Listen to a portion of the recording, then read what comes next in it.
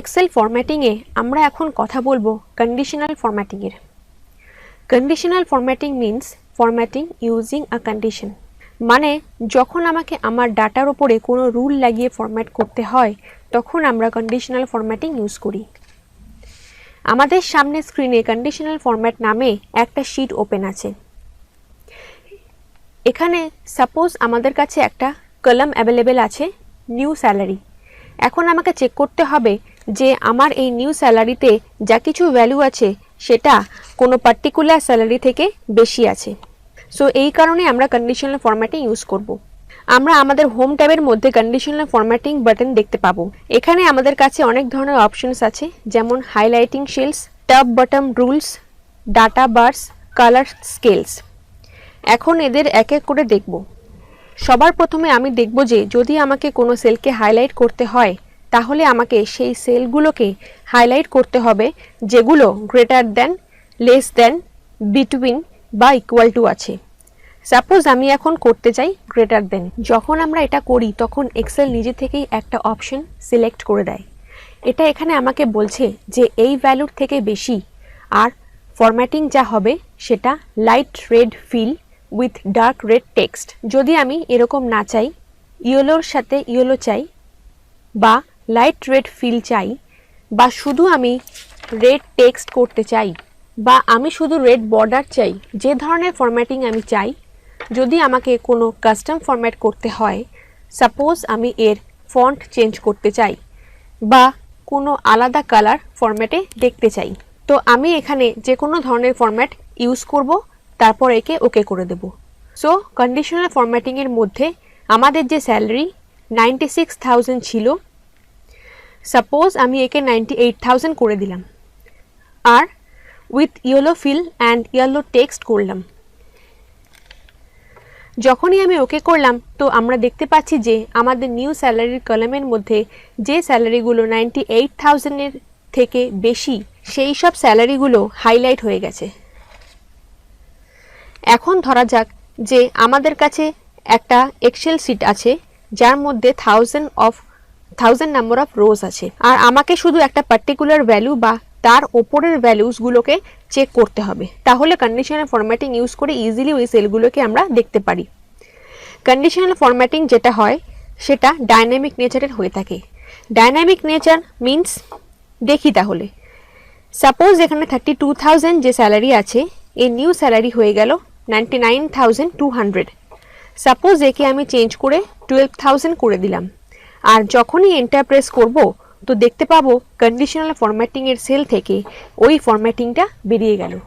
Are suppose আমি এই 28,000 স্যালারিটা চেঞ্জ করে 38,000 করে দিলাম, আর যে নিউ স্যালারি এলো সেটা আমার লিমিটের ওপরে হয়ে গেল বলে আপনা আপনি ওই সেল এইভাবে ফরম্যাট হয়ে গেল। মানে আমি কখনো যদি কোনো সেলের ভ্যালু চেঞ্জ করি তখন কন্ডিশনাল ফরম্যাট ওইভাবেই চেঞ্জ হয়ে যায়। এখন আমি কন্ডিশনাল ফরম্যাটিং অ্যাপ্লাই তো করে দিলাম, কিন্তু এখন সাপোজ আমি রুলটা সরাতে চাই, তাহলে আমি কন্ডিশনাল ফরম্যাটিংয়ে যাব। ওখানে একটা অপশন দেখব ক্লিয়ার রুলস। ক্লিয়ার রুল আমরা সিলেক্টেড সেলস থেকে সরাতে চাই না পুরো শিটে যেখানে যেখানে কন্ডিশনাল ফরম্যাটিংয়ের রুল দিয়েছি তাকে সরাতে চাই, তো সেটা আমি সিলেক্ট করব। কিন্তু আপাতত আমরা সিলেক্টেড সেলসের ওপরেই এখানে রুল দিয়েছি, এই কারণে আমি clear rules from selected cells অপশনটা যখনই ক্লিক করব আমার কন্ডিশনাল ফরম্যাটিং এখান থেকে চলে যাবে। এখন আমরা আরও কিছু অপশনস দেখব। যদি আমি নিউ স্যালারির মধ্যে গিয়ে দেখি টপ বটম ভ্যালুস, এখন কোন ধরনের, যদি আমার টপ 10 আইটেম চাই তো একে সিলেক্ট করব। তো এখানে আমি টপ 10 ভ্যালু পেয়ে যাব উইথ হোয়াট এভার ফরম্যাট, যেটা আমি সিলেক্ট করব। এরকমই আমাদের কাছে আরও কিছু অপশনস হয়, যেমন ডাটা বার। যখনই আমি ডাটা বারকে সিলেক্ট করব আমি দেখতে পাবো যে নিউ স্যালারি কলামটায় কিছু বার চলে এলো। প্রথমে কিছু গ্রেডিয়েন্ট ফিলের বার আছে, আর নিচে কিছু সলিড ফিলের বার্স আছে।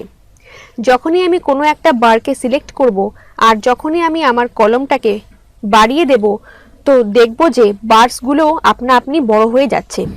এখন আমার কাছে বার এসে গেছে আর আমি নাম্বার দেখাতে চাই না, বিকজ স্যালারি কখনো কখনো এমন একটা আসপেক্ট হয় যে আমাকে সবার সব স্যালারি দেখানোর প্রয়োজন নেই। যদি আমি কোনো প্রেজেন্টেশনে থাকি আর সেখানে কোনো স্যালারি ডিসকাশন করছি আর আমি নাম্বারস দেখাতে চাই না, শুধু ভ্যালুটা বলতে চাই যে সেটা কতটা বেশি বা কতটা কম, তো তার জন্য আমরা বার্স ইউজ করে থাকি। সাপোজ আমি এখন এই নাম্বারগুলো শো করাবো না, মানে আমি চাই শুধু বার্স দেখা যাবে আর নাম্বারস হাইড হয়ে যাবে। তো এখন আমাকে আমার কন্ডিশনাল ফরম্যাটিংয়ের রুল চেঞ্জ করতে হবে। আমি এই পুরো কলামটা সিলেক্ট করলাম, যেহেতু আমাকে রুল চেঞ্জ করতে হবে। তো আমি যাব ম্যানেজ রুলে। যখনই আমি ম্যানেজ রুলে যাব, তো সেখানে দেখব ডাটা বারের একটা রুল আছে, একে আমি এডিট করব। যখনই একে এডিট করব, তো এখানে ফরম্যাট স্টাইলের মধ্যে একটা অপশন আছে শো বার্স অনলি। যখনই আমি একে ক্লিক করে ওকে করব আর এখানে ওকে করব, তো আমার সব নাম্বারস হাইড হয়ে যাবে। তো এখন আমি যে কোনো ধরনের প্রেজেন্টেশনে দেখাতে পারি যে মহেশ এর স্যালারি কম, সুদেশ এর স্যালারি মহেশের থেকে বেশি।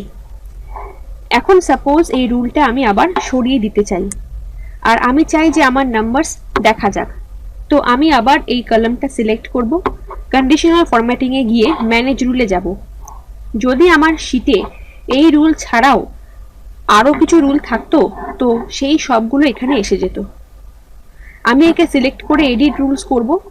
এরপর যেটা আমি চেক করেছিলাম তাকে আবার আনচেক করে যখনই আমি ওকে করব আর আবার ওকে করব, তো আমার নাম্বারস আবার এখানে ভিজিবল হয়ে যাবে। এখন এটা আমার বার্স ফিচারে চাই না, তাহলে আমি আবার কন্ডিশনাল ফরম্যাটিংয়ে গিয়ে ক্লিয়ার রুলস করে এই পুরো ফিচারটা সরাতে পারি। আর আমি আবার সেলের উইথটা নর্মাল করে দিলাম। আমাদের কন্ডিশনাল ফরম্যাটিং আরেকটা অপশনস আছে, যেটা হলো কালার স্কেলস।